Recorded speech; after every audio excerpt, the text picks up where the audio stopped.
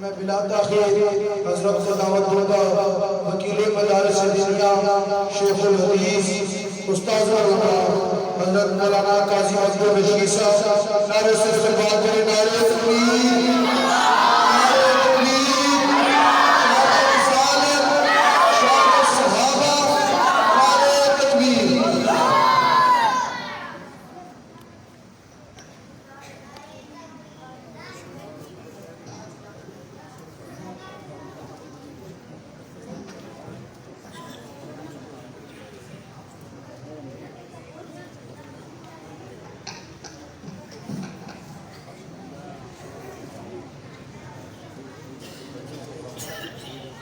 ذہن کا درمیان ہے بیٹھے کوئی بچہ بولے نہیں بڑے حضرات درمیان میں بیٹھے اٹھائے نہیں ان کو یہ تو بس عبداللہ ہے نا پروگرام کے لیکن یہ خاموش رکھے بڑے حضرات جو پیچھے بیٹھے آگے بچوں کے درمیان میں آ کر بیٹھے جو پیچھے حضرات دیوار کے ساتھ بیٹھے اٹھ کر آگے آ جائیں بڑے حضرات اور بچوں کے درمیان میں بیٹھے ان کا نیٹ ورک توڑے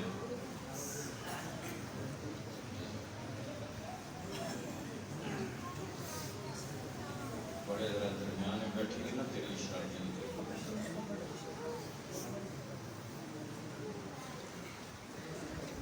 وہ جو بچے پیچھے بیٹھے دیوار کے ساتھ وہ بھی آگے آ جائیں بچے بڑوں کے درمیان میں بیٹھے شاباش الگ نہ بیٹھے تم نے الگ اپنا بنگلہ دیش بنا لیا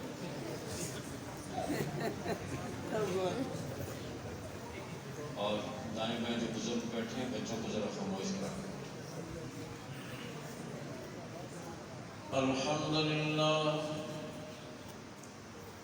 الحمدللہ وکفا سلام علی عباده الذین اصطفى خصوصا علی سیدنا ومولانا محمد المصطفى وعلى آلہ وأصحابہ أجمعين أولي الصدق والصفاء أما بعد فأعوذ بالله من الشيطان الرجيم بسم الله الرحمن الرحيم الرحمن علم القرآن خلق الإنسان علمه البيان وقال تعالى يا أيها الناس قد جاءتكم موعظة من ربكم وشفاء لما في الصدور وهدى ورحمة للمؤمنين قل بفضل الله وبرحمته فبذلك فليفرحوا هو خير مما يجمعون وقال تعالى إن هذا القرآن يهدي للتي هي أقوم وقال تعالى من عمل صالحا من ذكر أو أنثى وهو مؤمن فلنحيينه حياة طيبة آمنت بالله وصدق الله العظيم وقال النبي صلى الله عليه وسلم أشراف أمتي حملة القرآن أو كما قال عليه الصلاة والسلام وقال النبي صلى الله عليه وسلم إن هذه القلوب تصدو كما يصدو الحديد إذا أصابه الماء قيل وما جلاؤها يا رسول الله قال كثرة ذكر الموت وتلاوة القرآن أو كما قال عليه الصلاة والسلام اللهم صل على محمد وعلى آل محمد كما صليت على إبراهيم وعلى آل إبراهيم إنك حميد مجيد اللهم بارك على محمد وعلى آل محمد كما باركت على إبراهيم وعلى آل إبراهيم إنك حميد مجيد سارے حضرات محبت اور شوق سے درود شریف پڑھیں دوسری میری گزارش ہے کہ یہ بات میری بات نہیں اللہ اور اس کے رسول صلی اللہ علیہ وسلم کی بات ہے جس عظمت اور توجہ سے سننا چاہیے اسی عظمت اور توجہ سے سنیں، ادھر ادھر نہ دیکھیں، نہ اٹھنا بیٹھنا کریں، میری یکسوئی اور توجہ سے تشریف رکھیں، سننا آ جائے گا تو انشاءاللہ اللہ عمل پھر تو کچھ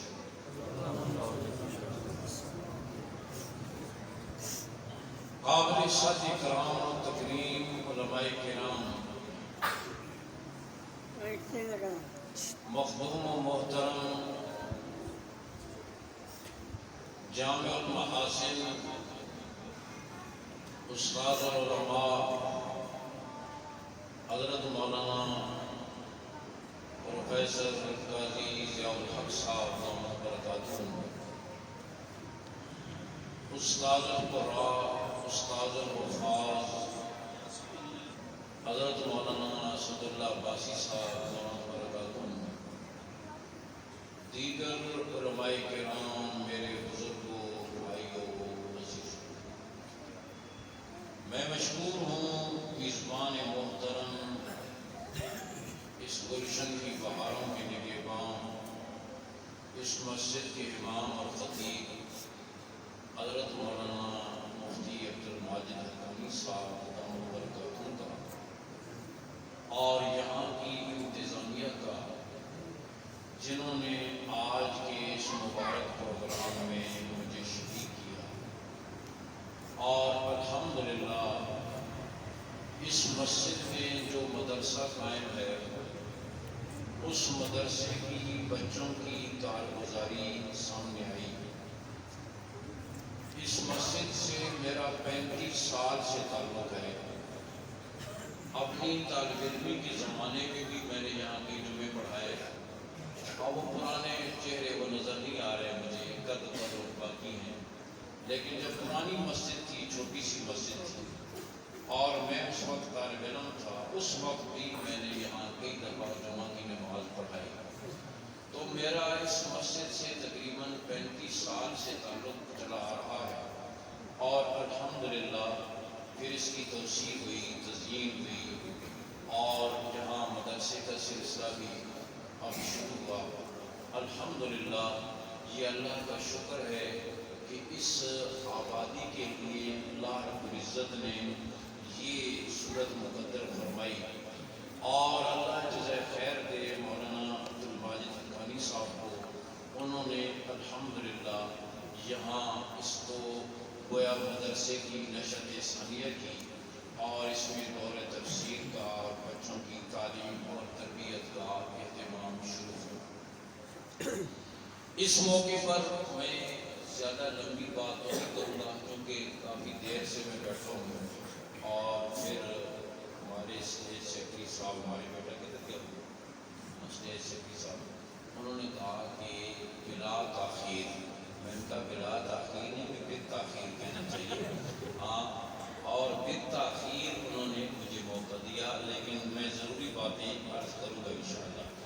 میں 5 فروری سے اب تک پونے 200 پروگراموں میں شریک ہو چکا ہوں، پورے ملک میں، آزاد کشمیر میں، اور میں مبالغہ نہیں کیا کرتا، نہ میری عادت ہے، لیکن میرا جوڑ بالکل تھکا ہوا ہے سب کا، اور صبح پھر مجھے اٹک جانا ہے، پھر اٹک سے ہو کر مجھے حویلیاں جانا ہے، حویلیاں سے مجھے بالاکوٹ جانا ہے، بہت سارے پروگرام رمضان تک اسی تسلسل کے، رات کو کبھی 1 بجے، کبھی 2 بجے، صبح سویرے پھر چل سو چل، اس لیے میں بہت تھکا ہوا ہوں، اس وجہ سے میں نے یہ عرض کی، ورنہ تو پروگرام یہ ہمارے گلشن ہے، جنت کے باغ ہیں، یہ ہمارا سب کچھ ہے، تو میں چند باتیں ضروری عرض کروں گا۔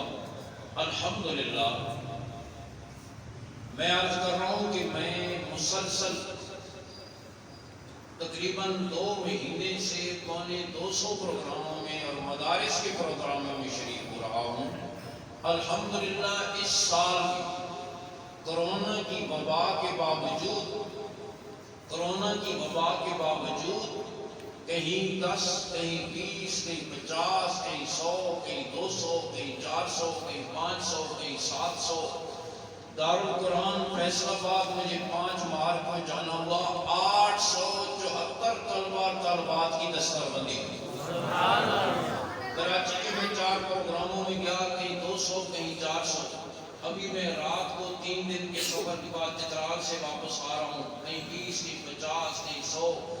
الحمدللہ کرونا کی اس وبا کے باوجود الحمدللہ ان مدارس نے اپنا کام نہیں روکا. مارکیٹیں بند رہی، بازار بند رہے، فیکٹریاں بند رہی، سکول بند رہے، کالج بند رہے، یونیورسٹیاں بند رہی، لیکن مدرسہ کل بھی کھلا رہا، آج بھی کھلا ہے اور قیامت تک کھلا رہے گا. میں کہا کرتا ہوں مدرسے پر ہمیشہ شباب رہا ہے، ہمیشہ جوان رہا ہے، آج بھی جوان ہے اور انشاءاللہ جوان رہے گا. کئی آئے سکندر مرزا جیسے عام مولویوں کو چاندی کی کشتی میں بٹھا کر اکٹھے دریا میں پھینک دو، آج اس کی قبر کبھی کسی کو پتہ نہیں، اور ملا آج بھی آزاد ہے، قیامت تک آزاد رہے گا انشاءاللہ. پرویز بدنام زمانہ حکمران آیا تھا تو وفاق المدارس کے ساتھ رجسٹرڈ مدارس کی تعداد 4,500 تھی. اس نے اپنے سیاہ دور میں زور لگایا، ان مدارس کو بند کر دو، پابندیوں میں جکڑ دو، ان کا تعاون ختم کر دو، یہ دہشت گرد ہے، انتہا پسند ہے. ذلیلہ پراپگنڈا کرنے کے باوجود قوم کا ان مدارس سے تعلق توڑنے کی ناکام کوششوں کے باوجود جب وہ یہاں سے گیا تو وفاق المدارس جب آیا تھا تو 4,500 تھے، جب گیا تو 14,500 تھے، اور اب 23,500 ہیں. بولو دن بدن کم ہو رہے ہیں زیادہ ہو رہے ہیں؟ مدارس پر قوم کا اعتماد کم ہو رہا ہے یا زیادہ ہو رہا ہے؟ پرنٹ میڈیا پر، تم نے الیکٹرانک میڈیا پر قوم کو بدظن کرنے کی کوشش کی، ان مدارس سے دور کرنے کی کوشش کی، لیکن ہر سال جو وفاق المدارس کا سالانہ امتحان ہوتا ہے تو امتحان دینے والے طلباء اور طالبات کی تعداد گزشتہ سال سے 40-50 ہزار زیادہ ہوتی ہے. آپ نے سوچا نہیں، آپ نے غور نہیں کیا کہ کالج بند رہے، یونیورسٹیاں بند رہی، بازار بند رہے، مارکیٹیں بند رہی، ملیں بند رہی، فیکٹریاں بند رہی، مدرسہ کیوں کھلا رہا؟ میں آپ سے عرض کرتا ہوں یہ قانون فطرت ہے. جس چیز پر زندگی موقوف ہو، جس کے بغیر گزارا نہ ہو، جس پر زندگی اور بقا موقوف ہو، میرا رب اس کو بند نہیں کیا کرتا ہے یا نہیں؟ ہوا اور پانی پر زندگی موقوف تھی، ہوا اور پانی پر زندگی موقوف تھی. اللہ نے سانس کی ہوا کو بھی بند نہیں کیا، پانی کے ذخیروں کو بھی ختم نہیں کیا، بند نہیں کیا. جس طریقے سے جسمانی زندگی کی بقا، جسمانی زندگی کا وجود ہوا اور پانی پر تھا، اللہ نے بند نہیں کیا. ایمانی اور روحانی زندگی کی بقا مسجد مدرسے قرآن کی تعلیم پر تھا، اللہ نے اس کو بھی بند نہیں کیا. اور مسلمان کا تعلق مسجد مدرسے کے ساتھ یوں ہوتا ہے جیسے مچھلی کا تعلق ہو پانی کے ساتھ. مچھلی پانی میں روزانہ کتنا رہتی ہے؟ 4 گھنٹے 8 گھنٹے 24 گھنٹے. اس کی زندگی موقوف ہے پانی کے ساتھ. ایک لمحہ کے لیے اس کو الگ کر دو، تڑپ کے ختم ہو جائے گی. مچھلی کی زندگی کا پانی کے بغیر کوئی تصور نہیں. اس کا تعلق ایسا ہے پانی کے ساتھ، بلکہ ایسا تعلق ہے کہ مچھلی مرنے کے بعد جل جائے، کٹ جائے، بھن جائے، تل جائے، اس کے بعد پیٹ میں چلی جائے پھر بھی پانی مانگتی ہے. کہتے ہیں نہیں کہتے مجھے مچھلی کھا دی، بڑی پیاس لگ رہی. اس کا تعلق پانی کے ساتھ ہے کہ کٹ کر، جل کر، بھن کر، تل کر بھی پانی سے اپنا تعلق ختم. آپ نیت کرو، بوڑھے ہو یا جوان، تندرست ہو یا بیمار، امیر ہو یا غریب، حالات کرونا کے ہو یا نہ ہو، کسی قسم کے حالات ہوں، آپ نیت کرو میرے بھائیوں اور بہنوں، ہمارا مسجد سے، مدرسے سے تعلق ایسا ہوگا جیسے مچھلی کا تعلق پانی کے ساتھ. انشاءاللہ سب کی نیت ہے انشاءاللہ. اور یہ دینی مدارس آج قوم کی دینی ضرورت کو پورا کر رہے ہیں. آپ نے میرے ذمہ یہ علماء تشریف فرما ہے، ان کے ذمہ آپ نے پاور پلانٹ لگانا، بجلی کی لوڈ شیڈنگ دور کرنا، کچی گلیاں پکی کرنا، سڑکوں کی مرمت کرنا، پل بنانا، مہنگائی کنٹرول کرنا، بے روزگاروں کو روزگار دینا. آپ نے یہ کام ہمارے سپرد نہیں کیا. آپ نے ہمارے ذمہ عالم بنانا، حافظ بنانا، قاری بنانا، خطیب بنانا، مبلغ بنانا، یہ کام آپ نے ہمارے سپرد کیا. اللہ کے گھر میں باوضو بیٹھے ہو، سچ بتاؤ علماء قوم کی یہ ضرورت پوری کر رہے ہیں یا نہیں کر رہے؟ کر رہے. میں پورے پاکستان میں جہاں جاتا ہوں چیلنج کر کے کہتا ہوں، مجمع میں سے کوئی آدمی کھڑا ہو کر کے قرآن سیکھنا چاہتا ہوں قاری نہیں ملتا، سننا چاہتا ہوں حافظ نہیں ملتا، مسجد بنائیے امام نہیں ملتا، جمعہ شروع کرنا چاہتا ہوں خطیب نہیں ملتا، مسئلہ پوچھنا چاہتا ہوں عالم نہیں ملتا، فتویٰ لینا چاہتا ہوں مفتی نہیں ملتا. کوئی ایک بھی نہیں کہہ سکتا اس ملا نے بوری اور چٹائی پر بیٹھ کر روکھی سوکھی کھا کر دہشت گردی کے تانے سن کر چپراسی سے کم تنخواہ پہ گزارا کر کے مسجد کے کسی تنگ گزرے اور چوک میں گزارا کر کے بھی الحمدللہ قوم کا رشتہ کلمے سے ٹوٹنے نہیں دیا، قرآن سے ٹوٹنے نہیں دیا. اس نے اپنے ارمانوں کو سینے میں دفن کیا.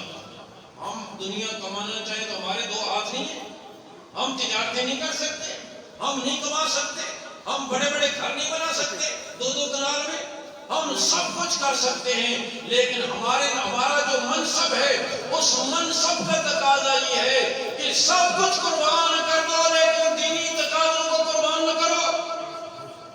اور ان علماء نے، میں نے ملتان کے پروگرام میں کہا، تمہاری تنخواہیں نہ بڑھیں، تم پہیہ جام ہڑتال کرتے ہو، تم بازوؤں پر کالی پٹیاں باندھتے ہو، تم دھرنا دیتے ہو، تم احتجاج کرتے ہو، تم قلم چھوڑ ہڑتال کرتے ہو. کبھی ہم نے بھی مسلح چھوڑ ہڑتال کی؟ بولو.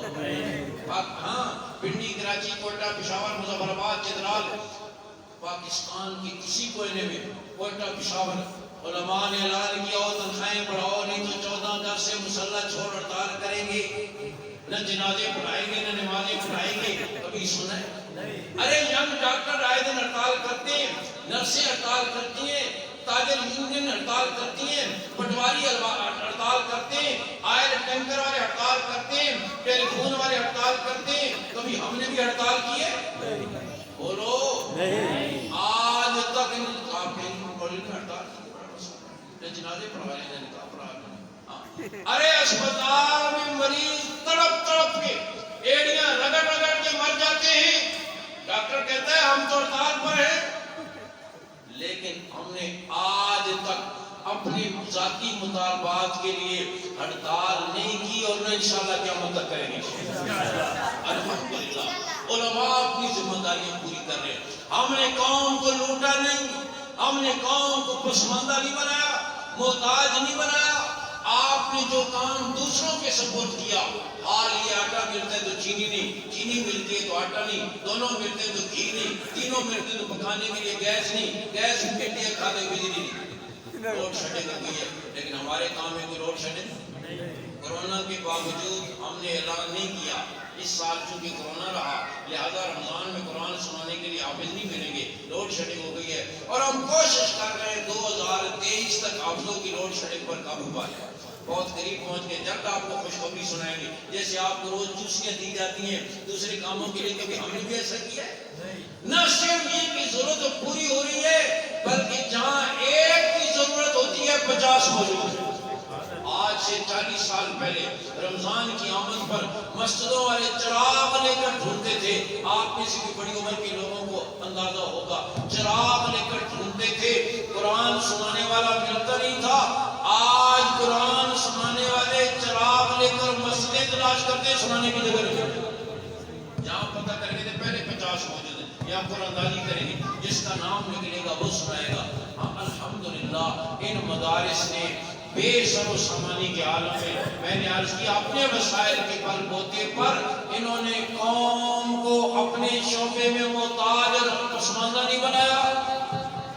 5 سال پہلے سعودی عرب کے بچوں کو ذرا خاموش کریں، نظر رکھیں ان پر، اور جو زیادہ شرارت کریں اس کو کان پکڑا دیں. سمجھ آئی کہ بات؟ بچے سمجھتے ہو؟ اب اس کو کان پکڑنے پڑے، چپ کر کے بیٹھا۔ میں عرض کر رہا ہوں 5 سال پہلے رابطہ عالم اسلامی نے ہم سے پوچھا آپ کے وفاق المدارس کے تحت اس سال قرآن کی کتنے حافظ تیار ہوئے؟ جدہ میں انہوں نے ہم سے پوچھا، ہم نے کہا وفاق ہر طالب علم کا ہر حافظ کا امتحان نہیں لیتا، جو دورائی بھی مکمل کر لے پھر امتحان لیتا۔ اس سال جن طلبہ کا، یہ 5 سال پہلے کی بات ہے، جن طلبہ کا امتحان کے لیے داخلہ آیا ان کی تعداد 63,655 ہے۔ کتنی؟ 63,600۔ بولو کتنی؟ آپ نے آلو ٹماٹر تو بڑے یاد رکھتے کہ یاد رکھتے، دکان اپنی ہے، دفتر اپنے، زمین اپنی ہے، تو دین بھی، بولو مدرسہ بھی۔ کون کون سمجھتے ہیں مدرسہ اپنا ہے؟ ہاتھ کھڑا کرو، شاباش، بہت زبردست۔ ہاں بولا نا، یہ تو آپ نے بڑی تربیت کی۔ کون کون ہاتھ اونچے کر میں ووٹ نہیں لینا، خود کی طرح ہاتھ اونچے کرو، شاید تھوڑے فائدے کی گل کر۔ سارے سمجھتے ہیں ماشاءاللہ مدرسہ، بیوی بچے اپنے، دکان اپنی ہے، زمین اپنی ہے، باپ اپنا ہے، پلازہ اپنا ہے، مارکیٹ اپنی ہے، تو مدرسہ بھی بولو مدرسہ بھی سب نے پکی نیت کر لی۔ اب اگلی بات مجھے نہیں سمجھ آتی، آپ مجھے سمجھا دیں تو شاید مجھے سمجھ آ جائے، اور وہ یہ کہ جب اپنا پلازہ شروع کرتا ہے نا، کہتا ہے استاد جی کروڑوں میں کے بندہ نے بادشاہ تو سب پتہ ہی نہیں مہنگائی کتنی ہوگی، ارباں کی گل کرو۔ مسجد مدرسے کا معاملہ آتے ہیں کہ کتنا کر دریا ہوتا ہے، ہو جائے تھوڑا تھوڑا کرسنا قطرہ قطرہ ہو جائے، وہاں تو ایک دم قطرے قطرے پر کیا ہو جاتا ہے، یہ مجھے سمجھو۔ اس لیے میں بتاتا ہوں، اس لیے کہ ثواب کی چیز ضرور سمجھتا ہے، مسجد کو، مدرسے کے تعاون کو ثواب ضرور سمجھتا ہے، اپنا نہیں سمجھتا۔ اور جس چیز کو آدمی اپنا سمجھتا ہے اس کے لیے وقت بھی نکالتا ہے، اس کے لیے پیسہ بھی نکالتا ہے، اس کے لیے اس کو کہنے کی ضرورت نہیں۔ ریل کی 3 آدمیوں کی سیٹ پر 3 آدمی بیٹھے ہو نا، اور پلیٹ فارم پر آ کر گاڑی رکے، اجنبی آدمی کھڑکی سے پوچھے بھائی ہے جگہ؟ کوئی جگہ نہیں، نظر نہیں آتی، 3 بندے کی سیٹ ہے، 3 بیٹھ لگے تھے، کھلے ہو جاؤ کھلے ہو جاؤ، اور چڑھو کر بیٹھ جائیں گے، کوئی جگہ نہیں، لگے تھے، چلا گیا۔ پھر تینوں کا جاننے والا آ گیا، اس نے کھڑکی سے جھانک کر پوچھا کوئی ہے جگہ؟ او بڑی جگہ، آ جا جگہ، دل کیوں نہیں، نہ لو نہ لو۔ ایک دوسرے کو دھکا مارے گا، دوسرا تیسرے کو دھکا مارے گا، چوتھے کو بٹھا لیا کب؟ جگہ تو 3 کی تھی، چوتھے کو بٹھا لیا کب؟ جب اپنا سمجھا۔ یہ ہے بس۔ آج سے یہ نیت کرو کہ مدرسے کو کیا سمجھیں گے؟ اپنا۔ پہلے تو سمجھ نہیں آیا، جذبات میں تو غلامی رسول میں موت بھی بہت قبول ہے، منہ سے داڑھی رکھنے والے تیار نہیں، موت قبول ہے، سنت قبول نہیں ہے۔ پہلے تو سمجھ نہیں، اب ذرا ڈھیلے پڑ گئے۔ کون کون سمجھتا ہے کہ مدرسہ اپنا ہے؟ اب جب اپنا ہے، اگر گھر میں 3 بیٹے اپنے ہیں نسلی، تو سمجھو ایک میرا بیٹا ہوا ہے جو مدرسے میں پڑھ رہا ہے، ایک میرا روحانی بیٹا ہوا ہے جو قرآن پڑھ رہا ہے، جب اس کے لیے عید کے کپڑے خریدو گے، اس کے لیے بھی خریدو، اس کے لیے کھانے کا انتظام کرو، اس کے لیے بھی انتظام، اور اس کی برکت سے آپ کے گھر کو اللہ جنت کا نمونہ بنا دیں گے، آپ کے گھر کو اللہ جنت کا نمونہ بنا دیں گے۔ اور یہ عرض کرتا چلا جاؤ، ضمنی بات آ گئی تو مدارس کے ساتھ تعاون، یہ مہمانان رسول کے ساتھ تعاون کوئی معمولی بات نہیں۔ علامہ طبری رحمہ اللہ بہت بڑے محدث، بہت بڑے مورخ گزرے، وہ اپنا واقعہ سناتے ہیں۔ کچھ طلبہ کی پڑھ رہے تھے، خرچہ ختم ہو گیا، بستر باندھے، جائیں اپنے علاقے میں خرچے کا انتظام کریں، پھر واپس آئیں۔ جانے لگے تو ایک یہودی دکاندار نے ہمیں روک لیا، یہودی دکاندار نے ہمیں روک لیا، اس نے کہا تم نہ جاؤ، تمہارا خرچہ میرے ذمہ۔ کہنے لگے ہمیں شرم آئی، پڑھے قرآن اور خرچہ یہودی سے لیں، ہم چپ کر گئے۔ اس نے کہا تم پریشان نہ ہو، میرا یقین ہے آسمانی کتاب پڑھنے والوں کی خدمت اللہ کو بڑی پسند ہے، ہماری کتاب تورات کو پڑھنے والا تو ہے کوئی نہیں، مجھے یقین ہے قرآن کی خدمت بھی اللہ کو پسند آئے گی، میں تمہاری خدمت کرنا چاہتا ہوں۔ خرچہ دیتا رہا، ہم پڑھتے رہے، تعلیم مکمل کی۔ علامہ طبری کہتے ہیں گھر آئے، گھر والوں نے کہا پہلے تم حج کراؤ پھر تمہاری شادی کریں گے۔ کہنے لگے میں حج بھی گیا، بیت اللہ کا طواف کر رہا تھا کیونکہ یہودی بھی بیت اللہ کا طواف کر رہا تھا، میں لپک کے کیا آپ فلاں یہودی نہیں ہے جو ہمیں خرچہ دیتے تھے؟ آپ تو یہودی تھی، آپ یہاں کیسے؟ کہا میں نے تم لوگوں کی خدمت کی، اللہ نے عجیب معاملہ کیا، تم لوگ چلے آئے، ایک رات خواب میں امام الانبیاء صلی اللہ علیہ وسلم کی زیارت ہوئی، آپ نے فرمایا تم کب تک یہودی رہو گے، تمہارا نام تو جنتیوں میں لکھا ہوا ہے۔ کل صبح اٹھے میں نے بیوی سے ذکر کیا، اس کا واللہ یہ خواب میں نے بھی دیکھے، بیٹے بیٹیوں اٹھے ان کا یہ خواب ہم نے بھی دیکھے، کام گھر کے 16 افراد ایک ہی رات میں سب نے یہی خواب دیکھا اور سب کو اللہ نے ایمان کی دولت دی۔ اب سب کو لے کر میں حج کے لیے آیا ہوں۔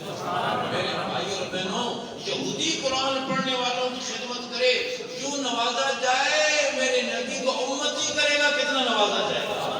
آپ سوچیں غور فرمائیں، اس لیے نیت کرو کہ مدرسے کو اپنا سمجھیں گے۔ جب اپنا سمجھیں گے پھر روز روز ترغیب دینے کی ضرورت نہیں۔ ہاں کوئی آپ کو روزانہ کہتے ہیں ذرا بچے واسے کپڑے لے کرو، انہاں واسے جتیاں بھی لے کرو، انہاں واسے پھل بھی لے کرو کھانے، آپ کو کوئی کہتے ہیں کہتے ہیں بابا میرا اپنا بچہ ہے نا، مجھے نہیں پتا، ہاں میری اپنی اولاد ہے، تو مجھے سمجھا رہا ہے۔ آج سے یہ نیت کر کے جاؤ کہ آج سے مدرسے کو اپنا سمجھیں گے، ان پڑھنے والے بچوں کو اپنا بچہ سمجھیں گے۔ تو میں عرض کر رہا ہوں کہ آج الحمدللہ ان علماء نے قوم کی دینی ضرورت کو پورا کیا، اور یہ قوم پر معاشرے پر بوجھ نہیں، قوم کی سب سے بڑی ضرورت ہے، سب سے بڑی ضرورت ہے۔ نیت کرو کہ انشاءاللہ ہم اپنی اولادوں کا تعلق سب سے پہلے قرآن سے جوڑیں گے، سب سے پہلے قرآن سے۔ یا الحمدللہ بچوں کی بہترین تعلیم بھی ہو رہی ہے قرآن مجید کی، اور ان کو بنیادی دینی تعلیم بھی سکھائی جا رہی ہے، دور تفسیر بھی یہاں شروع ہے بچوں کے لیے، بچیوں کے لیے۔ یہ بھی نیت کرو، بے شک اپنے بچے کو اچھا تاجر بناؤ، ڈاکٹر بناؤ، انجینئر بناؤ، ہم کوئی منع تو نہیں کرتے۔ کہنے کا مقصد یہ ہے کہ سب سے پہلے بچے کا، بچی کا تعلق قرآن کے ساتھ ہوگا، نہیں کریں گے تو پھر کیا ہوگا، یہ بھی میں تھوڑی سی جھلک دکھا دوں۔ پھر کیا ہوگا، میں گزشتہ سال جنوری کے مہینے میں برطانیہ میں تھا، وہاں ایک راجہ صاحب کا انتقال ہو گیا، پنڈی کے ہوں گے یا کشمیر کے ہوں گے، راجے تری پائے جاتے ہیں، مسلمان تھے، زندگی وہاں گزاری، اصل پاکستانی تھے، راجہ صاحب بھی مسلمان، ان کے دونوں بیٹے وہ بھی مسلمان۔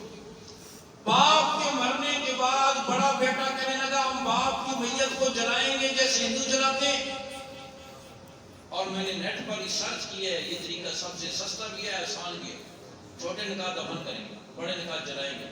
حالانکہ میرے بھائی اور بہنوں، اسلام کا جینا بھی بے مثال، اسلام کا مرنا بھی بے مثال۔ ایک ہندو آیا حضرت مولانا قاسم نانوتوی رحمہ اللہ کی خدمت میں، حضرت ہمارا طریقہ اچھا ہے ہندوؤں کا، ہم تو مرنے والے کو جلا دیتے ہیں، آپ مسلمان دفن کرتے ہو۔ حضرت نانوتوی برجستہ فرمان لگے، ادھر دیکھو بھائی، ادھر وہ تو بچے ہیں تو سکھ بچے بنا دے۔ حضرت نانوتوی برجستہ فرمان لگے، کچرا جلایا جاتا ہے، خزانہ دفن کیا جاتا ہے، کچرا جلایا جاتا ہے، خزانہ دفن کیا جاتا ہے۔ دین اسلام کا ہر طریقہ بہت مبارک ہے، بہت پسندیدہ ہے۔ حضرت نانوتوی رحمہ اللہ، خیر میں عرض کر رہا، بڑے بیٹے نے کہا جلائیں گے، چھوٹے نے کہا دفن، دونوں کا آپس میں جھگڑا ہوا، معاملہ عدالت میں گیا، 1.25 مہینے تک کیس چلتا رہا، 1.25 مہینے کے بعد عدالت نے فیصلہ کیا کہ دفن کیا جائے۔ 1.25 مہینے تک اس کی میت سرد خانے اور کولڈ سٹوریج میں پڑی۔ آپ اندازہ کرو یہ حال۔ اگر زندگی میں دین نہیں ہوگا، اولادوں کو، بچوں کو، بچیوں کو دین سے وابستہ نہیں کریں گے، پھر تو کروڑ پتی کیوں نہ ہو، ارب پتی کیوں نہ ہو، 10 کنال میں تیرا محل کیوں نہ ہو، تیرا گھر جہنم کا نمونہ بن جائے گا، خودکشی کرنے کو جی جائے گا۔ اولاد کو دین سے وابستہ نہیں کرو گے، نگاہوں کی، آنکھوں کی ٹھنڈک بننے کی بجائے وہ آنکھوں کا کانٹا بن جائے گا۔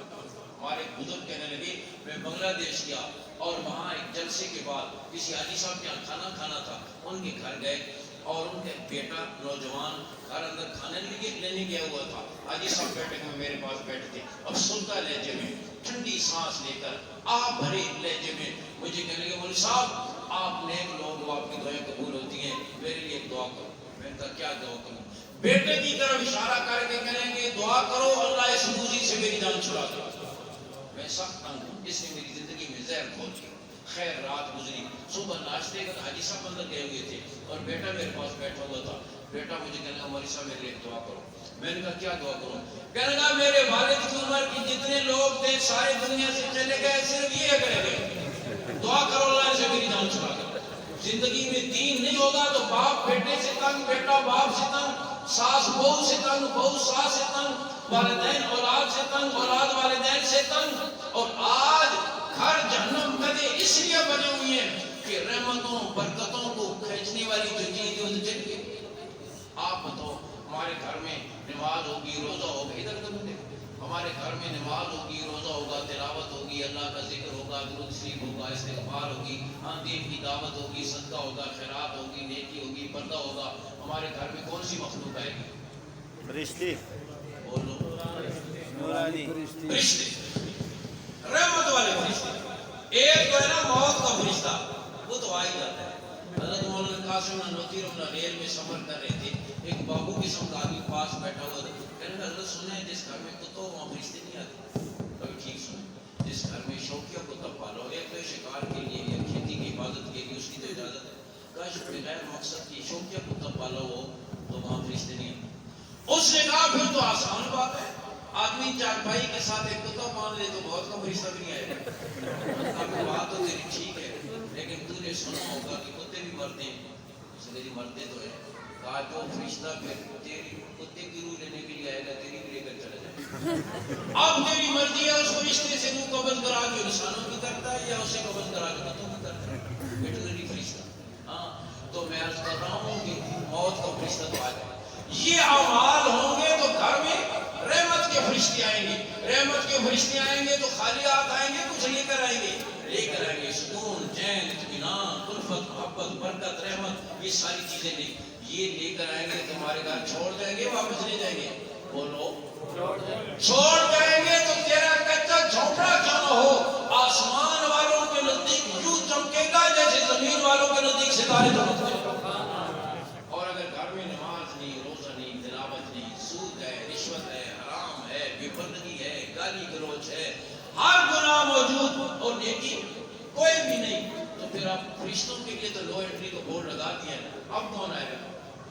بولو، شیطان، اب کون آئے گا؟ شیطان، شیاطین آئیں گے، خالی ہاتھ آئیں گے تو مال لائیں گے، لائیں گے، حسد، کینہ، نفرت، بے چینی، یہ لائیں گے، اور جب لائیں گے تو چھوڑ جائیں گے، واپس لے جائیں گے، چھوڑ جائیں، اور چھوڑ جائیں گے تو پھر 10 کنال میں تیرا محل کیوں نہ ہو، خودکشی کرنے کا لیجیے، پھر چل پڑے گا۔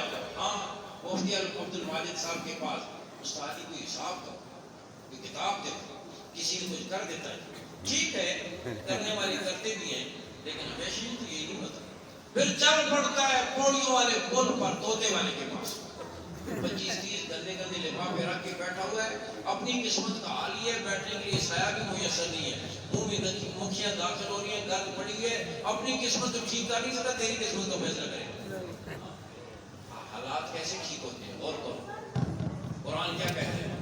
فرمایا وَلَوْ أَنَّ أَهْلَ الْقُرَىٰ آمَنُوا وَاتَّقَوْا لَفَتَحْنَا عَلَيْهِم بَرَكَاتٍ مِّنَ السَّمَاءِ وَالْأَرْضِ۔ ان بستیوں کے لوگ، کچی اور پکی آبادیوں کے لوگ، سوسائٹیوں کے لوگ، شہروں کے، قصبوں کے، دیہاتوں کے لوگ اگر ایمان اور تقوی والی زندگی اختیار کرتے، ہم زمین و آسمان کی برکتوں کے دروازے ان کے لیے کھول دیتے، آسمان برکتیں برسا دیتا، زمین برکتیں اگل دیتی، رات کو بارش ہوتی، صبح سورج نکلا ہوتا، ان کے کاموں میں حرج بھی نہ ہوتا، ہم زمین و آسمان کی برکتیں ان کے لیے ہوا۔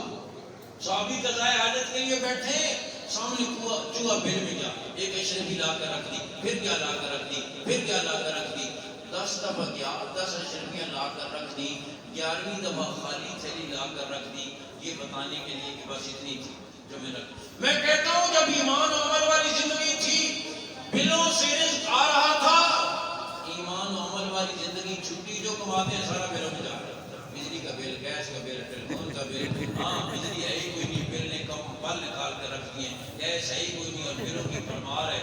جب ایمان اور عمل والی زندگی تھی، بلوں سے رزق آ رہا تھا، وہ زندگی چھوٹی تو جو ہے سارا بلوں میں، تو نیت کرو انشاءاللہ گھروں کے ماحول کو قرآن کا ماحول بنائیں گے، دین کا ماحول بنائیں گے۔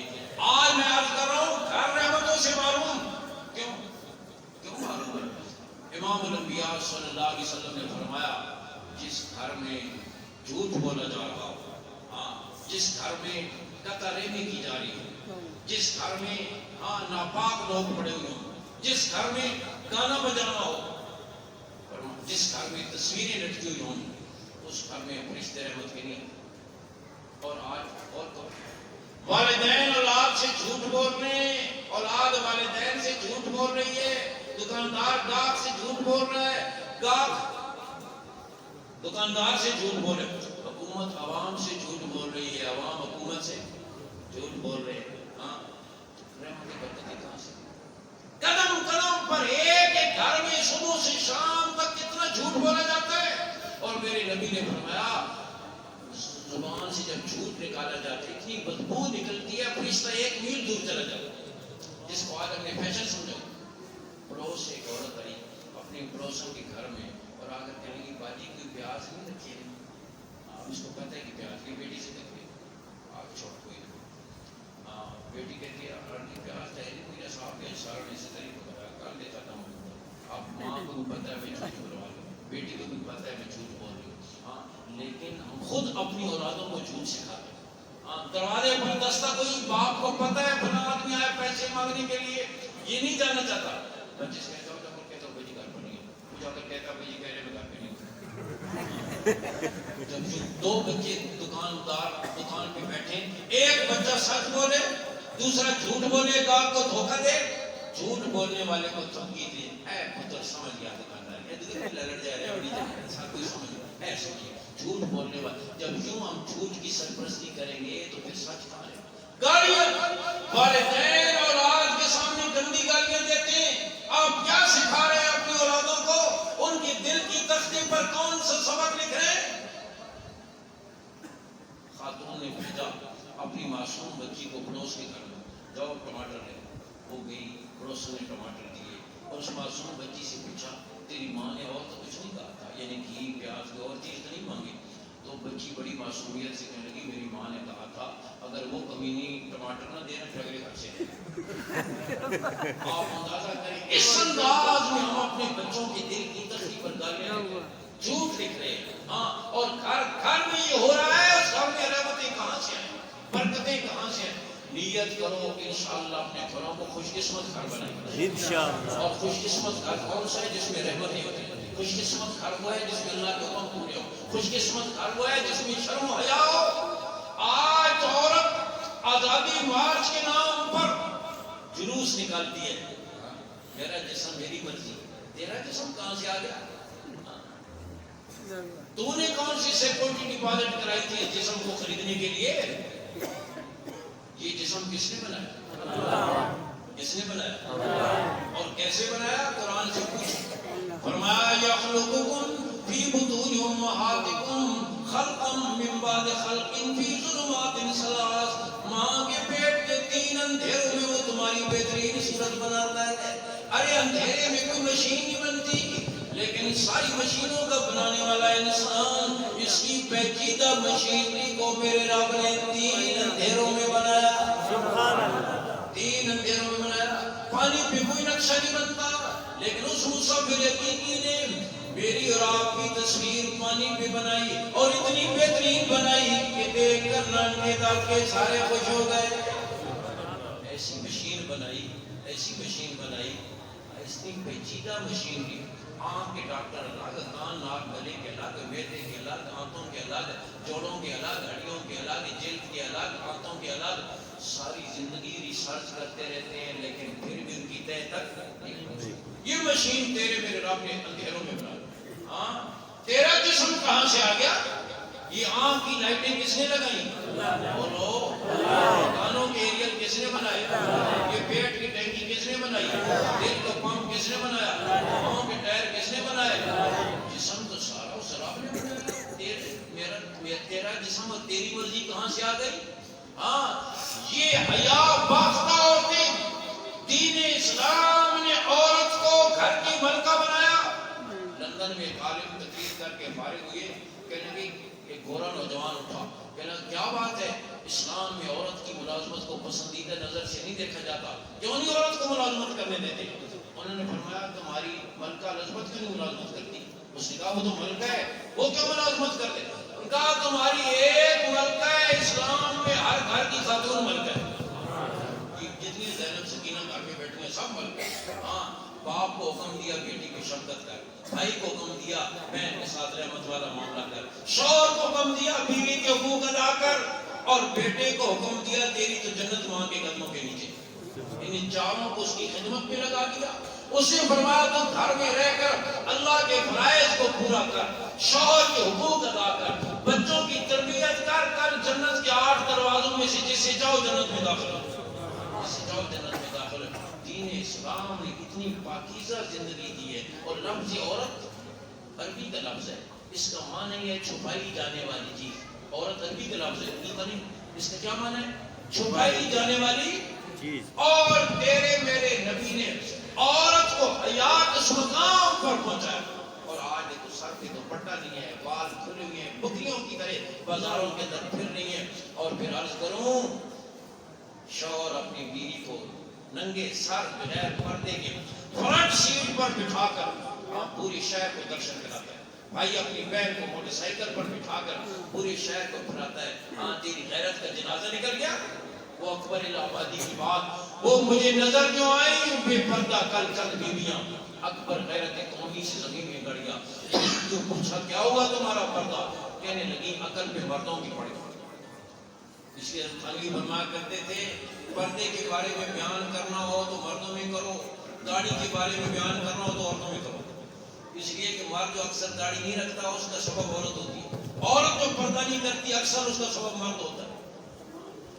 عورت کو حیا کی کس مقام پر پہنچایا. ادھر دیکھیں حضور اقدس صلی اللہ علیہ وسلم تشریف فرمائے, غور کرو بیٹی کو کہاں پہنچایا. بات چل پڑی صحابہ کے جھرمٹ میں. عورت کی سب سے بڑی خوبی کیا ہے, اس کی مین کوالٹی, بڑا وصف کیا ہے؟ کسی نے کوئی بتائی, کسی نے کوئی بتائی. حضرت علی چپکے سے اٹھ کر گھر تشریف لے گئے. نبوت کی گود میں پلنے والی فاطمہ سے پوچھ لگے, فاطمہ تم نے تو نبوت کی گود میں پرورش پائی ہے, بھلا بتاؤ عورت کی سب سے بڑی خوبی کیا ہے؟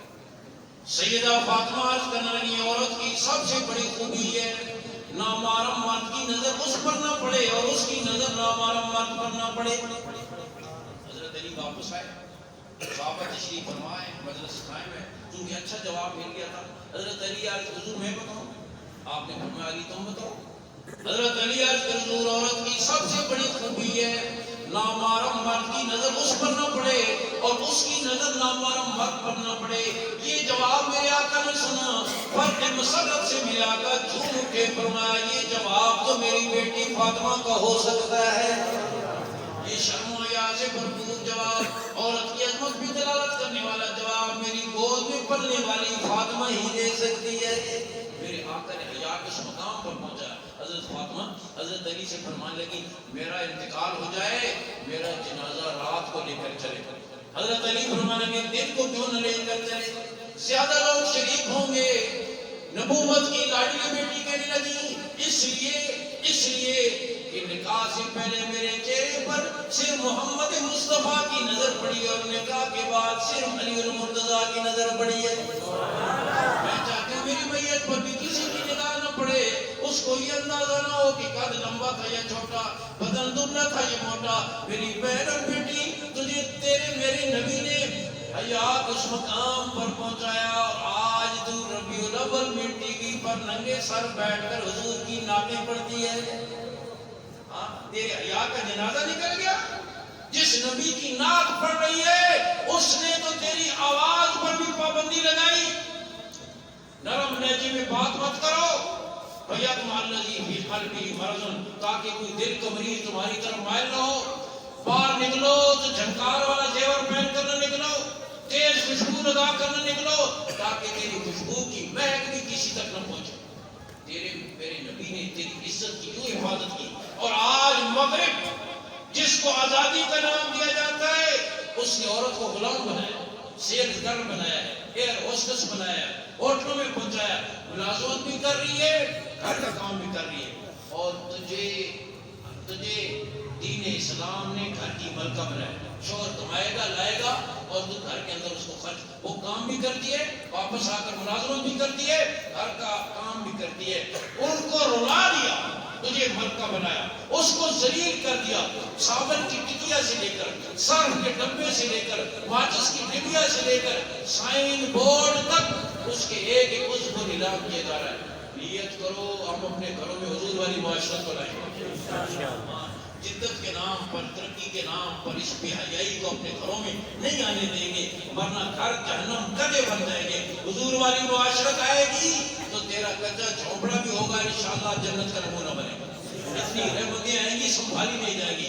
دعا کرو اللہ ہمیں اس کی توفیق نصیب کرے اور اس کی کوشش کرو، اپنی اولادوں پر اس کی محنت کرو۔ اور ادھر متوجہ ہو، آخری 5-10 منٹ میں ختم کر رہا ہوں، ادھر ادھر دیکھو۔ عورت ایمان کے، حیا کے، شجاعت کے اس بلند مقام پر فائز ہوئی۔ صحابی اللہ کے راستے میں روانہ ہونے لگے، بیوی سے پوچھا جا رہا ہوں کتنے دنوں کا خرچ دے کر چلے جاؤں؟ فرمانے لگی کتنے دنوں کی آپ میری زندگی چاہتے ہیں؟ کہنے لگے تیری زندگی تو میرے اختیار میں نہیں۔ وہ ایمان والی کہنے لگی پھر میرا رزق بھی آپ کے اختیار میں، میرا رزق اسی کے اختیار میں ہے جس کے اختیار میں میری زندگی ہے۔ چلے گئے، بعد میں پڑوسن نے پوچھا جیسے عورتوں کی عادت ہوتی ہے، شوہر چلے گئے کتنے دنوں کو خرچ دے گئے؟ فرمانے لگی جو کھانے والا تھا وہ گھر سے چلا گیا، جو رزق دینے والا موجود ہے۔ جو کھانے والا تو خود کھانے والا تھا، کھانے والا گھر سے چلا گیا، رزق دینے والا ہے۔ ایمان کس مقام پر، ہاں حیا کے کس مقام پر، وہ میں نے ذکر کیا، علم کے کس مقام پر۔ آج جیسے ابھی مولانا فرما رہے تھے، ہاں یہ سورہ اخلاص نہیں ہے، وزیر صاحب تقریر کرتے کہتے پڑھو درود شریف کرو اللہ حد اللہ سبحانہ، اس کو درود شریف۔ ہاں ہمارے وزیر داخلہ انہیں سے موصول سے مذاکرات ہوئے، ایک میٹنگ میں وہ کہنے لگے آج تلاوت کون کرے گا؟ اس کہتے تسی کر لو، انہوں نے سورہ اخلاص یاد ہوگی ہونی۔ کہنے کو مولانا ایسی بات نہیں ہے، میں نے گھر میں تفسیر رکھی ہے، میں تفسیر کا مطالعہ کرتا ہوں۔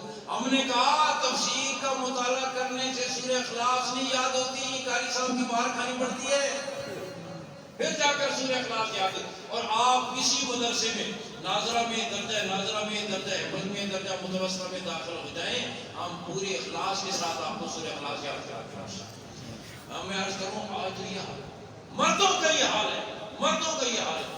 آپ کے سابقہ ایک وزیر تعلیم کو، وفاقی وزیر تعلیم کو قرآن کے پاروں کی تعداد معلوم نہیں، پوچھا گیا کتنے پارے کا؟ 40۔ آپ اندازہ کرو کس ماحول سے وہ نکل کر آتے ہیں اور ہمارے سروں پہ مسلط ہوتے ہیں، جو بات گلی کے بچوں کو بھی پتہ ہوتی ہے، بچے بھی آپس میں لڑتے ہیں، کہتے 30 پارے قرآن کی قسم ہے، ہاں اور اس کو پتہ نہیں وہ 40 بتا رہے ہیں۔ ایسے غلیظ ماحول سے نکل کر اور وہ پاکستان کی نظریاتی ملک کی نمائندگی کرتے ہیں، اور اس میں ہم سب کا کردار ہوتا ہے۔ آپ بھی مولوی کو تو ووٹ نہیں دیتے، کہتے ہیں ووٹ نہیں دیتے، اگر وہ اٹھے بھی نا اور بادشاہ کو کتا کون ہے تو اسی کدھر آ گئے ادھر استاد جی کسی آپ نے نماز پڑھو اللہ کرو کون اور بھائی چپ رہو ادھر دیکھیں وہ کتا کام نہیں دی تو ادھر، تو اچھے لوگوں کو تو آپ نے قریب نہیں آنے دیا، تو پھر کتے ہی آسان اندر۔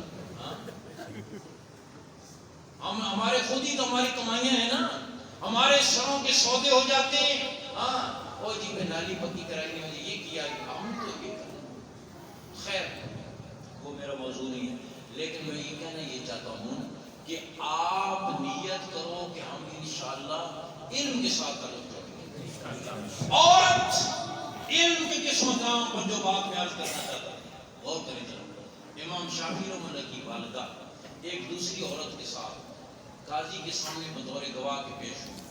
قاضی نے امام شافعی کی والدہ سے کہا آپ کمرے میں بیٹھے، میں پہلے اس عورت کا بیان لے لوں پھر آپ کا بیان لوں۔ امام شافعی کی والدہ قاضی سے کہنے لگی آپ قرآن کی روح سے مجھے اس عورت سے الگ نہیں کر سکتے، ہم دونوں عورتوں کی گواہی اکٹھی ہوگی۔ اس نے کہا قاضی میں ہوں یا آپ ہیں؟ کہا قاضی آپ ہوں گے، لیکن آپ کا یہ حکم قرآن کے خلاف ہے، آپ مجھے اس عورت سے الگ نہیں کر سکتے، ہم دونوں عورتیں اکٹھی گواہی دیں گے۔ قرآن میں یہی ہے۔ قاضی نے کہا قرآن میں کہا؟ ان کا قرآن میں من لم یکونا رجلین ورجل وامرأتان ممن ترضون من الشہداء ان تضل احداہما فتذکر احداہما الاخری۔ قرآن کہتا ہے دو مرد گواہ نہ ملے تو پھر ایک مرد اور دو عورتیں، اس لیے کہ عورت یاد بھی جلدی کرتی ہے، بھولتی بھی جلدی ہے۔ ایک عورت اگر گواہی دیتے کوئی بات بھولے گی فتذکر احداہما الاخری تو دوسری اسے یاد۔ تو کہنے لگی میں ساتھ کھڑی ہوں گی تو یاد کروں گی یا کمرے میں بیٹھی ہوں گی تو یاد اجازت کروں گی. قاضی نے کہا آپ کی بات ٹھیک ہے، میری بات. فاروق اعظم رضی اللہ تعالیٰ نے ممبر پر اعلان کیا آج کے بعد کسی عورت کا مال 400 درہم سے زیادہ نہیں ہونا چاہیے.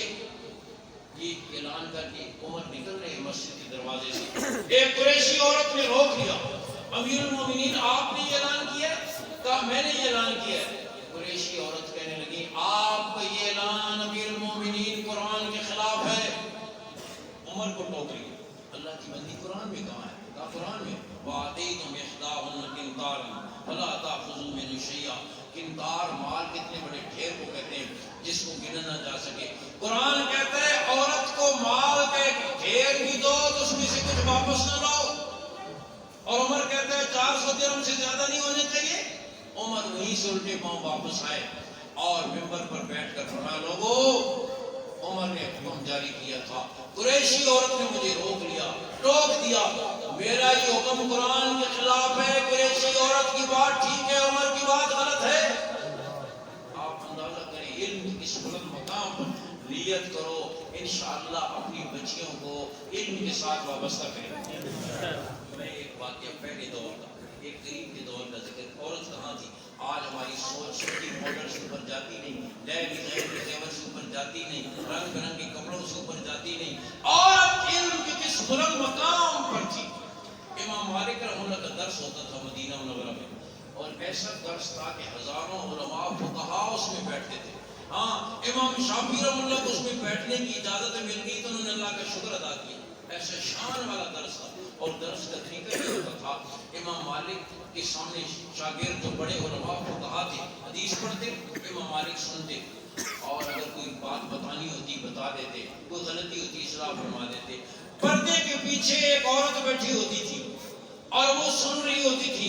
اگر شاگرد حدیث پڑھ کر، اور میں نے عرض کیا شاگرد بچے نہیں ہوتے تھے، بڑے بڑے فقہاء علماء امام شافعی جیسے لوگ، شاگرد حدیث پڑھ کر آگے نکل جاتا اور غلطی رہ جاتی، پیچھے دیوار پر وہ دستک دیتی خاتون. گویا استاد کو بھی چیک کر رہی تھی، شاگردوں کو بھی چیک کر رہی تھی، اور وہ امام مالک کی اپنی بیٹی تھی. وہ امام مالک اپنی بیٹی تھی. آپ اندازہ کریں کہ اس کا علم کا کیا مقام ہو. اور قریب کے دور میں پاکستان میں ایک حافظ الحدیث گزرے حضرت مولانا عبداللہ درخواستی رحمہ اللہ، جنہیں 1,00,000 سے زیادہ حدیثیں سند اور متن کے ساتھ یاد تھیں. پاکستان میں حافظ الحدیث ایک ہی گزرے حضرت مولانا عبداللہ درخواستی رحمہ اللہ. ان سے کسی نے پوچھا حضرت عرب عجم جتنے علماء سے آپ کی ملاقاتیں ہوئی ہیں کسی کو آپ سے بھی زیادہ حدیثیں یاد تھیں؟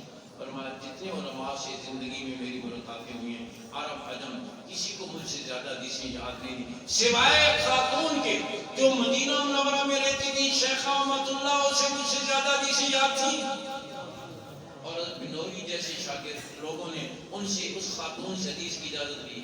اور حضرت بنوری بڑے فخر سے فرمایا کرتے تھے میرے شیوخ میں شیخ احمد اللہ کی، اور اس بلند مقام پر تو میری بہن اور بیٹیوں علم سے وابستگی کرو. اور ہم بھی، اور کوئی باپ اپنی بیٹی کو، کوئی ماں اپنی بیٹی کو اس سے قیمتی عطیہ نہیں دے سکتا کہ انہیں قرآن سے وابستہ کرے. امام محمد کے زمانے میں بادشاہ وقت کی بیٹی کی رخصتی ہونے والی تھی. ادھر متوجہ تو 4 منٹ میں ختم کر. بیٹی کی رخصتی ہونے والی ہے. وہ اپنی بادشاہت کے غرور میں قسم کھا بیٹھا کہ جہیز میں بیٹی کو دنیا کی ہر چیز نہ دوں تو بیوی کو طلاق. یہ کہہ بیٹھا. بعد میں اسے ہوش آیا کہ ہر چیز مہیا کرنا تو میرے پاس میں بھی نہیں، ایک چیز بھی رہ گئی قسم ٹوٹ جائے گی، بیوی کو طلاق ہو جائے گی، گھر اجڑ جائے گا. پریشان ہو کے آیا امام حضرت کی قسم کھا بیٹھا، پوری ہوتی نہیں آتی، پوری ہوتی نظر نہیں آتی، اب کیا کروں؟ امام محمد رحمہ اللہ نے فرمایا کہ تو بہت آسان بات ہے.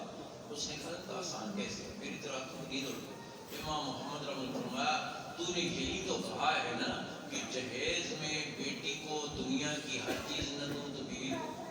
بولو بولو تو انہوں کچھ نہیں ہوتا. جہیز میں بیٹی کو دنیا کی ہر چیز نہ دوں تو بیوی کو یہی کہا ہے نا. اس نے کہا یہی کہا ہے. فرمایا جہیز میں بیٹی کو قرآن مجید دے دو گیا دنیا کی ساری دولت دے دو. کاغذ کے ورقوں پہ لکھا ہوا قرآن مجید دے دینا، یہ دنیا کی ساری دولتیں دے دینا ہے. تو بیٹی کو قرآن پڑھا کر، تفسیر پڑھا کر، ترجمہ پڑھا کر رخصت کرنا، یہ کتنی بڑی دولت ہوگی. آج بیٹی رخصت ہوتی ہے، خالہ چچی ممانی پھوپھی پڑوسن پوچھتے ہیں فریج دیا یا نہیں دیا، نیا ڈیزائن کا زیور دیا یا نہیں دیا، ڈنر سیٹ دیا یہ بھی پوچھنا قرآن کی دولت بھی دی ہے یا نہیں۔ ڈنر سیٹ کے بغیر مٹی کے برتن میں کھا کر گزارا کر لے گی، صوفہ سیٹ کے بغیر زمین پہ بیٹھ کر زندگی کے دن پورا کر لے گی۔ قرآن سے وابستگی کے بغیر اس کی زندگی کی کٹھن مرحلے کیسے گزریں گے، اس کا گھر کیسے آباد ہوگا، اس کی نسلیں کیسے سنوریں گی۔ اس لیے آپ اللہ کا شکر ادا کرو۔ یہاں مولانا نے جو تفسیر کا دورہ شروع کیا ہے، آپ ساری نیت کرو، مرد بھی اور نوجوان بھی اور بیٹیاں بھی، کہ اس میں ہم شرکت کریں گے مفت کے اندر۔ اور پھر یاد رکھیں سمجھ بوجھ پیدا ہوتی ہے علماء کے ساتھ بیٹھنے کی وجہ سے، اس درس میں بیٹھنے کی وجہ سے سمجھ بوجھ پیدا ہوگی، دینی شعور پیدا ہوگا، قرآن سے آپ کا تعلق جڑے گا، اور یہ اللہ نے آپ کو اپنے دروازوں پر، اپنی مسجد میں کوئی دور کا سفر نہیں، اور ایسی سمجھ بوجھ پیدا ہوتی ہے۔ میاں والی کی طرف ایک عالم تھے، وہ درس دیتے تھے، درس میں ایسے لوگ بیٹھتے تھے، آپ جیسے لوگ، کوئی تاجر، کوئی زمیندار، مسلمان بیٹھتے تھے۔ ایک دن درس کے دوران ایک آدمی آ گیا، کہنے لگا حضرت ایک بات نہیں سمجھ آ رہی، آپ ذرا سمجھا دیں۔ اور وہ یہ کہ قرآن میں یہ کہا ہے کہ جو اللہ پر ایمان لے آیا، غور کریں، جو اللہ پر ایمان لے آیا، فقد استمسک بالعروۃ الوثقی لا انفصام لها، اس نے ایسا مضبوط کڑا پکڑ لیا، کڑا سمجھتے ہو دیوار میں ساتھ لگا، ایسا مضبوط کڑا پکڑ لیا جو کبھی ٹوٹے گا نہیں۔ تو جو آدمی مسلمان ہونے کے بعد اللہ حفاظت کرے مرتد ہو گیا، اس کا کڑا تو ٹوٹ گیا، اور لوگ مرتد ہوتے رہتے ہیں۔ جبکہ قرآن یہ کہتا ہے جس نے ایک دفعہ ایمان لے آیا، ایسا مضبوط کڑا پکڑ لیا کہ وہ کڑا کبھی ٹوٹے گا نہیں۔ تو جو مرتد ہو گیا اس کا کڑا ٹوٹ گیا، اس کا کیا مطلب ہو؟ تو مولانا سامنے حاجی صاحب ذمہ دار تھے، ان سے کہنے لگے مولانا آپ بتائیں اس کا کیا مطلب ہے؟ تو حاجی صاحب فوراً برجستہ اپنی میاں والی کی زبان میں کہنے لگے کہ چھوڑ دیتا اصلا ٹوٹا تھا نہیں سمجھ گیا۔ کڑا پکڑنے والے نے مضبوط نہیں پکڑا نا، کڑا تو اپنی جگہ پر اسی طرح مضبوط ہے، پکڑنے والے نے ڈھیلا پکڑا ہے، مضبوط نہیں پکڑا، اس نے چھوڑ دیا ہے، کڑا تو اسی طرح مضبوط ہے۔ آپ اندازہ کریں عام آدمی کو کتنی سمجھ بوجھ اور کتنا شعور پیدا ہو جاتا ہے۔ آج میرے بھائی اور بہنوں، ہم نے ہر چیز کو سیکھنے کے لیے وقت نکالا اور پیسے دے کر وقت نکالا، لیکن دین ہم مفت سیکھنے کے لیے تیار نہیں، قرآن مفت سیکھنے کے لیے تیار نہیں۔ نتیجہ یہ ہے 70 سال سے سورہ فاتحہ پڑھ رہے ہیں، لیکن ہمیں کوئی معلوم نہیں کہ رب کے سامنے ہم کیا درخواست پیش۔ ہر میسج کو ہم نے سمجھنے کی کوشش کی، ہر پیغام کو ہم نے سمجھنے کی کوشش کی۔ کسی آدمی کا خط آ جائے نا، بیٹا باہر سعودی عرب ہو اور راستے میں اس کو خط مل جائے، ہاں خاص طور پر دیہات میں، تو وہ لفافہ دیکھ کر ہی اندازہ اس کو ہو جاتا ہے، ہاں باہر کی ملک کا لفافہ اور ہوتا ہے، ہاں اندازہ ہو جاتا ہے باہر ملک سے۔ ہمارے پڑوسی تھے، حاجی صاحب بہت ہو گئے، بڑے دلچسپ آدمی تھے، کہتے تھے ہم فوج کی طرف سے گئے امریکہ ٹریننگ کے لیے، ہمارے ساتھ غیر مسلم تھے، دوسرے ملکوں کے لوگ بھی تھے، کہہ رہے ہیں کہ ان گوروں کے خط آتے روزانہ اور وہ بڑے خوش ہوتے، او ہمارا خط آیا گھر سے، ایک دوسرے سے بغل گیر ہوتے، خوشی مناتے۔ کہہ رہے کہ ساڈا کدھر خط آندا سی 6 مہینے بعد، اتنے تلے مہر لگیاں، لفافہ کالا ہوا، اور پھر خط کھولو تو اندر مجھ مر گئی ہے، دیوار گر گئی ہے، دادی کی لت ٹوٹ گئی ہے، دکاندار کا قرضہ ہو گیا، پیسے بھیجو، میں کہیں جا رہا 7 سمندر پار اس بھوکا ساڑا پیچھا نہ چھوڑا۔ تو خط ملا کسی کو بیٹے کا، ڈھونڈے کو پڑھا ہوا نہیں ہے، کسی پڑھے ہوئے کے پاس چلا گیا، اب اس کے پاس بیٹھے گا، ایک ایک بات سمجھے گا، سنے گا، اچھا آیا یا نہیں آیا، پیسے بھیجے سے نہیں بھیجے، صحت کے سارا وہ سنا دے گا۔ پھر بھی بڈھا کہے گا بس لکھا تو بہت سر لگ رہا ہے، ایک کچھ ساری گلا ختم ہو گیا۔ جب تک نہیں سمجھے گا اس کی تسلی نہیں ہوگی۔ میرے بھائی اور بہنوں، کبھی جس طرح بیٹے کے خط کو سمجھنے کی کوشش ہم کرتے ہیں، کبھی رب کے قرآن کو بھی اس طرح سمجھنے کی کوشش کی۔ اور سورہ فاتحہ ہی کچھ لے لیں، 70 سال سے پڑھ رہے ہیں نماز میں، اللہ کے سامنے درخواست ہے سورہ فاتحہ، ہم کیا کہہ رہے ہیں کچھ پتہ نہیں، کوئی درخواست بغیر سمجھے ہم نہیں دیتے، لیکن اللہ کے سامنے کچھ پتہ نہیں۔ اس لیے آپ کو اللہ نے یہ موقع دی ہے، نیت۔ پھر آگے رمضان کا مہینہ بھی آ رہا ہے، کتنے دن چلے گا؟ بہت جو آگے رمضان کا مہینہ ویسے ہی قرآن کے نزول کا مہینہ ہے، اللہ نے موقع دے رکھا ہے، سارے مرد بھی نیت کرو اور ہماری بہنیں اللہ اس مسجد کو آباد فرما، یہاں کی انتظامیہ آباد کرنے والوں کو آباد فرما، ہمارے حضرت مولانا مفتی عبد الماجد